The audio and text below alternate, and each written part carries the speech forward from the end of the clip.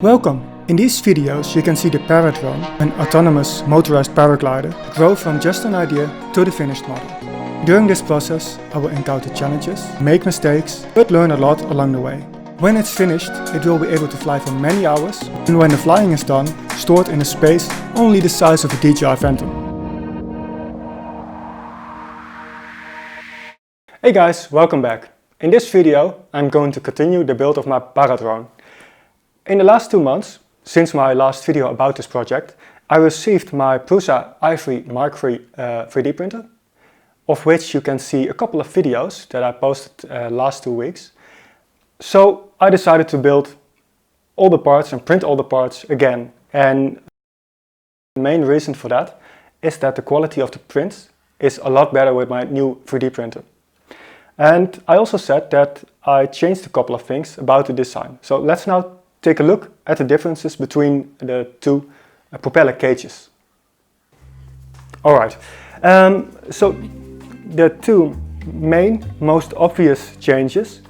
The first one is the depth of the propeller cage or the duct.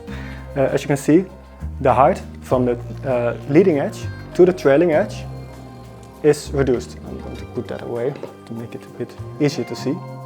And one other major change, or major design change, is that the trailing edge itself is a lot thicker in the new version.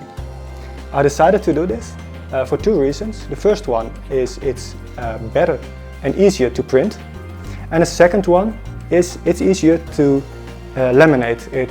And something else that I changed that is not too obvious of a thing to see here is, I got another motor mount here, is that I reduced the amount of features on the bottom plane.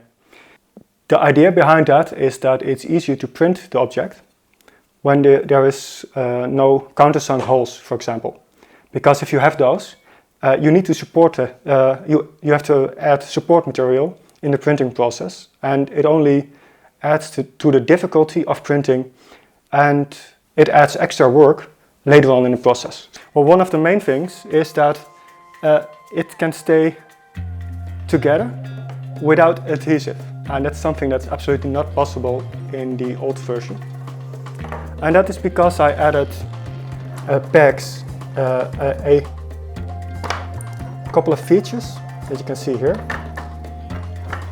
that interlock the pieces, and it makes them snap together and hold them to their places as long as I'm working on the parts. Of course, these are no longer required when I have it all glued together and covered with glass fiber and carbon fiber. But for the assembly process itself, it's really convenient to have.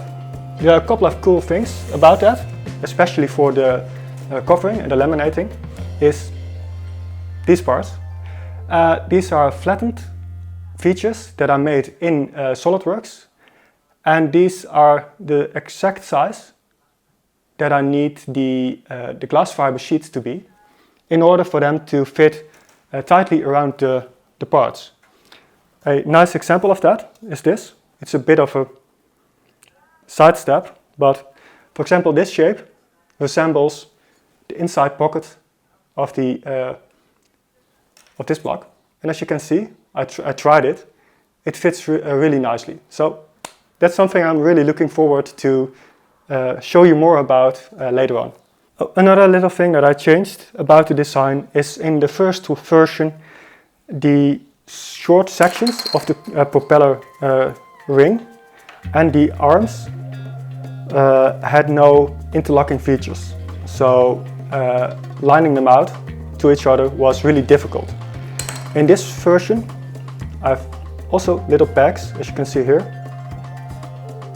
that mate with the inside of this ring section. I will show you here. So that should make it, that does make it a lot easier to assemble. Just something that I thought I'd show you guys. So yeah, I messed up.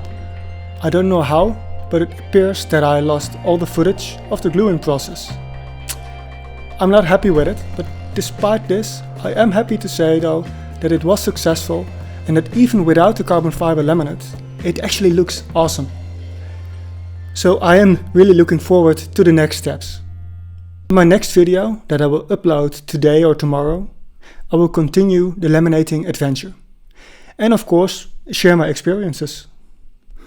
A little spoiler warning, I messed up again. And this time not with the recordings, I got all of them, but with the model itself. I hope you enjoyed and I will see you then.